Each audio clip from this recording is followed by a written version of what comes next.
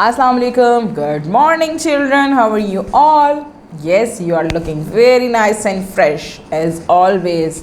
I am fine, alhamdulillah. जी जनाब, ये बताइए भाई मेरे प्यारे प्यारे दोस्त क्या कर रहे हैं? खेल रहे हैं, कूद रहे हैं, मज़े कर रहे हैं। जी जनाब, काम कर रहे हैं, साथ साथ काम भी हो रहा है, रिवीजन भी हो रहा है, मज़े आ रहे हैं, सारे काम चल रहे हैं हमारे। हम खेल भी रहे हैं, कूद भी रहे हैं, मज़े भी कर रहे हैं और साथ साथ काम भी कर रहे हैं, क्योंकि चल रहा है हमारा रिवीजन। और रिवीजन आपको पता है कि बहुत ही इंपॉर्टेंट थिंग है हमारी काम की, क्योंकि इससे क्या होता है कि हमारी हर चीज़ रिकॉल हो जाती है। जितने हमने लेसन पढ़े हैं अब तक, चैप्टर्स पढ़े हैं, जितने कॉन्सेप्ट्स पढ़े हैं, वो सारे कॉन्सेप्ट्स जो हैं हमारे रिवीजन के ज़रिए रिफ़्रेश हो जाते हैं और हमें अच्छे से पता चलता है कि हमारे पुराने कॉन्सेप्ट्स क्या थे, क्योंकि हम जाते हैं न्यू कॉन्सेप्ट्स की तरफ। न्यू कॉन्सेप्ट्स हम पढ़ते जाते हैं और कभी कभी स्किप हो जाता है कि हमने लास्ट जो है प्रीवियस अपने कॉन्सेप्ट में क्या सीखा था, क्या पढ़ा था। रिवीजन करने से सब रिकॉल हो जाता है ना। चलें जी जनाब, आज भी करते हैं रिवीजन और हमारा चल रहा है चैप्टर नंबर 7 का रिवीजन। और रिवीजन में हमने पुश एंड पुल के बारे में सीखा है। चैप्टर नेम हमारा पुश एंड पुल, जिसमें हमने जो है सीखा बहुत सी चीज़ें, कॉन्सेप्ट्स के बारे में सीखा है। हमने अंडरस्टैंड की एक्टिविटी कंप्लीट की है, मेकिंग क्वेश्चन की एक्टिविटी कंप्लीट की है।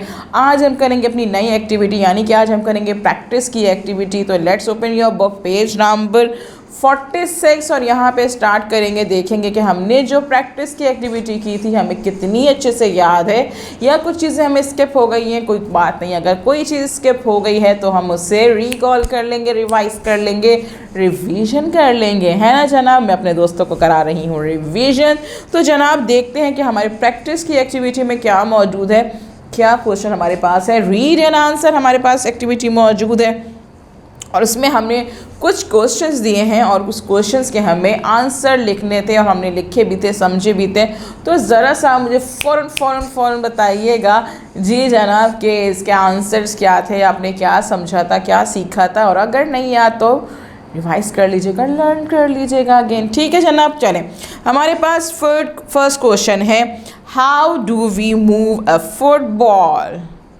How do we move a football. जी जनाब, हम जो है किस तरह से जो है फुटबॉल को मूव कर सकते हैं, कैसे मूव होती है फुटबॉल। आंसर क्या था इसका, कैसे? जी जल्दी से बताएं, सोचे जल्दी से बताइए। Yes, very good, we push a football. जब हम फुटबॉल को पुश करेंगे तो वो मूव कर जाएगी। हम पुलिंग तो नहीं करेंगे, हम उसे पुश करते हैं तो वो मूव करती है, आगे की तरफ जाती है। जी जनाब, बिल्कुल ठीक। क्वेश्चन नंबर 2 है हमारा, does any non living thing move by itself. जी, does any non living thing move by itself. क्या कोई भी बेजान चीज़, नॉन लिविंग थिंग जो है वो खुद ब खुद मूव कर सकती है?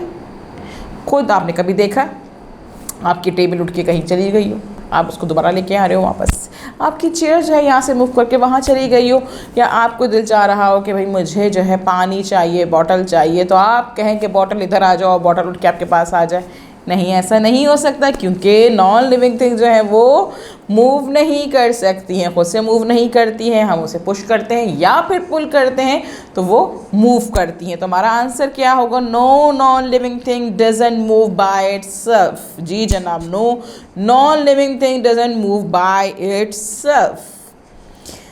क्वेश्चन नंबर 3 है हमारे पास, क्या है जनाब? Right the names of 5 things that can move by themselves. कुछ 5 ऐसी चीज़ों के नाम बताइए जो कि खुद मूव कर सकती हैं। चलिए आप बताइए, मैं नहीं बताऊंगी ये, क्योंकि हम रिवीजन कर रहे हैं और आपको अच्छे से समझ में आ गया है पुश और पुल के बारे में, और इनके बारे में पता चल गया है कि कौन सी चीज़ें मूव करती हैं खुद ब खुद। ठीक है जनाब, बताइए कौन सी चीज़ें हैं जो मूव कर सकती हैं। जी बिल्कुल, आप खुद मूव कर सकते हैं ना भाई। हाँ जनाब, बिल्कुल, ह्यूमंस हैं आप, बिल्कुल, वेरी गुड। आप हैं, अपना नाम लिख सकते हैं, आप ह्यूमंस का नाम लिख सकते हैं, very good. Birds, very nice, बिल्कुल जनाब, बर्ड्स हो गई हमारी। बाहर घूम रही है आपकी कैट, बिल्कुल जनाब, बिल्ली मौजूद है, कैट मौजूद है, लायन है, एलिफेंट है, फिश है, कॉकरोचेस हैं, और कितनी चीज़ें हैं ऐसी हैं जो लिविंग थिंग्स हैं हमारी, जो कि खुद मूव करती हैं, है ना जनाब। तो हाँ, अपने इसमें 5 क्या हम तो 10 भी लिख सकते हैं, क्योंकि हमें कॉन्सेप्ट क्लियर है, हमें पता है भाई कि कौन सी चीज़ें खुद मूव कर सकती हैं, तो हम आराम से लिख सकते हैं उनके नाम, है ना। तो जनाब हमारा काम कंप्लीट हो गया।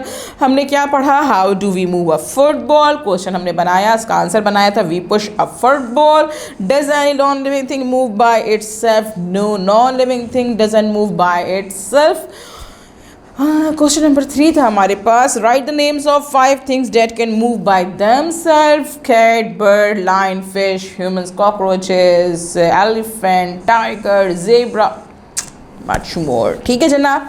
नेक्स्ट है हमारे पास थिंक एंड राइट। जी जनाब, थिंक एंड राइट हमारे पास क्या है, write a short story, start with the sentence Ahmed and Sara were playing by the pond. These words may help you. Pushed, slipped, fell in the pond, pulled, too heavy, could not help, called a friend to help, came out of the pond. जी जनाब, याद है आपको हमने एक छोटी सी मज़े की story लिखी थी और जिसमें ये बताया गया था कि भाई आपने इस सेंटेंस से स्टार्ट करनी है story, Ahmad and Sara were playing by the pond, और उसके बाद हमने एक मज़े की स्टोरी लिखी थी जिसमें हमें ये सारे वर्ड्स यूज़ करने थे।